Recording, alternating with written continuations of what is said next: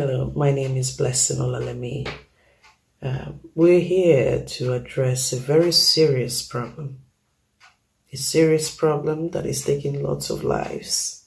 And what we're trying to do is no child will die no more. Children do not deserve to suffer. We need to save lives. We need to see that there's a future for these children. I had two children with a condition called CGD. My 8-year-old lost her fight last year at the age of 8 because she was waiting for a long time to find a matching donor for a successful transplant. A 4 years wait comes with a very high price. 4 years wait for any child needing a bone marrow transplant, not being transplanted immediately and delayed, comes with a lot. Comes with serious complications.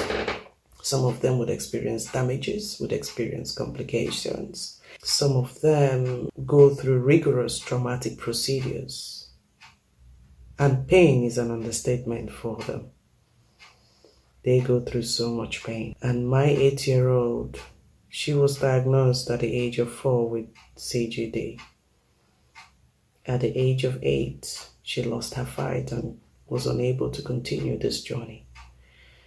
A journey of pain, trauma, long hospital stays. The decision was made to have my 8-year-old go ahead with a transplant since we were not finding a match for her on the donor registry. She went on with the risk of having a transplant with a mismatch unrelated donor. She's not here with us today, unfortunately.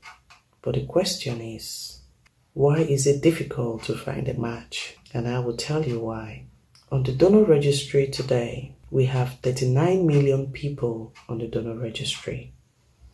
People that have donated voluntarily to save lives of people needing urgent or life-saving transplant. On this donor registry, 79% of the people are made up from people from the European background. 75% of people from the European background. And 23%, only 23% are from the Black ethnicity. And that's of the 39 million we have on the donor registry. 23% from the Black ethnicity and 75% from European background. We only have a handful of our people on the donor registry. And this is why when people like me need a life-saving transplant, or we have children needing life-saving transplant, or family needing life-saving transplant, the chances of finding a match is extremely slim. And I had a life experience of this when I had people from my friends from the European background coming in. They had their transplants straight away. They don't need to have experienced traumatic wait like we do. But in my case, I waited for 1 year, 2 years, 3 years, 4 years, and there was still no match. I have my fellow Nigerian friend, her child also have the same rare condition as my daughter. Today, as we speak, he is still waiting for a transplant. No match for her son. And so many have died waiting, and died as a result of the long-term aggressive treatment and complications that come with it. They could no longer wait. And what we are simply saying today to solve this problem is to increase that number of 23% on the donor registry. For people like us to have chances of having a life when we need a transplant. Of this 23%, Nigerians probably are less than 1% on the donor registry. Nigerians have very poor records of donating. And then other Nigerians needing your help struggle. You don't need to wait to be in that shoes where you need a life-saving transplant to live, to then be lured to donate. The shoes does hurt so much. You need to be able to donate to save somebody's life now. And it's not hard. It's just doing a simple swap. A cheek swap solves the problem, and then you're on the donor registry. And you can be proud that you've done something great that could save a life of someone who desperately needs hope and a future. Maybe Valerie would have been with us today if she found a better match for her transplant with a healthier donation from people from her ethnic background. So that's all we're saying. You can make a difference. Nigeria, when I came to Nigeria to campaign for my second child, Nigeria has one of the poorest donor registries in the world. There is only a handful of people on the donor registry. And I did realize that there was little awareness of the problem. And number two, and even when Nigerians became aware and a lot of them wanted to donate, there was a setback that they need to pay for their testing to become volunteers, to voluntarily make a donation and get on the donor registry. That is absurd. You don't see that in anywhere else in the world. Testing is free for people who voluntarily want to donate to save lives. Testing is free for them. In Nigeria, this setback is there. And hence, Nigeria can never have a good donor registry. And hence, it was difficult to have a healthy donor registry.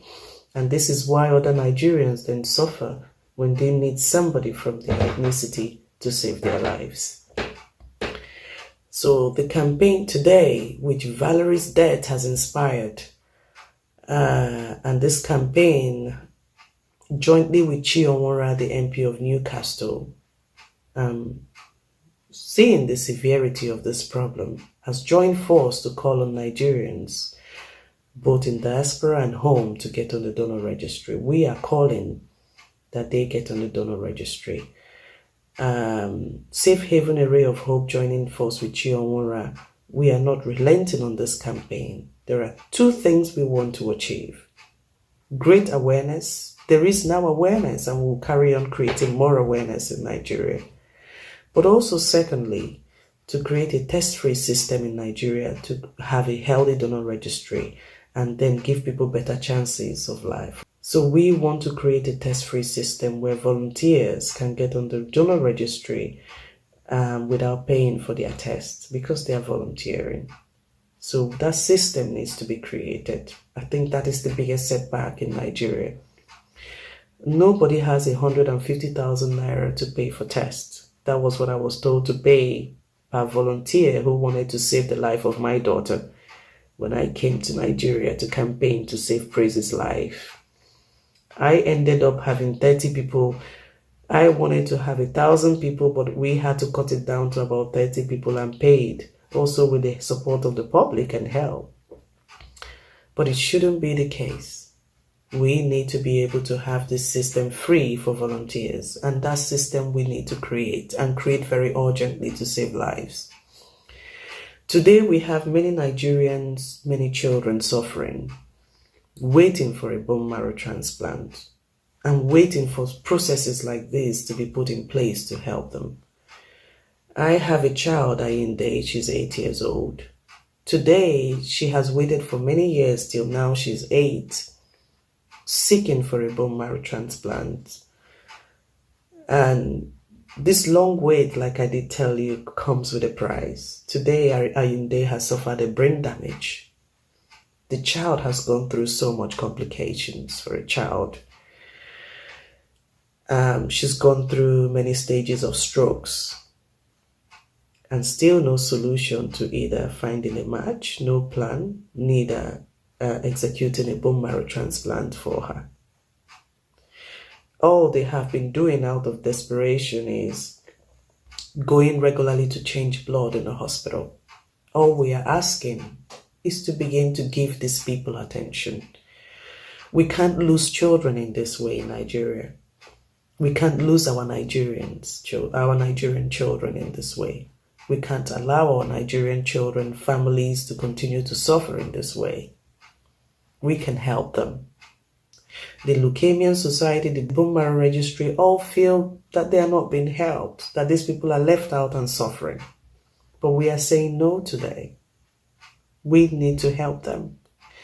We need to put simple structures in place that can make a difference. create a test-free system where volunteers can begin to get on the donor registry. People like this who need transplant can easily be tested to find to get help to finding a match, because then people are getting on the donor registry and they can then achieve a successful bone marrow transplant. So this is quite a big problem, and we need to get on it and find solution to it. And hence we have called you out today to join us in this fight as media as we call on the government to help out in creating a test-free system for our willing donors, Nigerian donors who want to get on the donor registry. We need a test-free system for these people.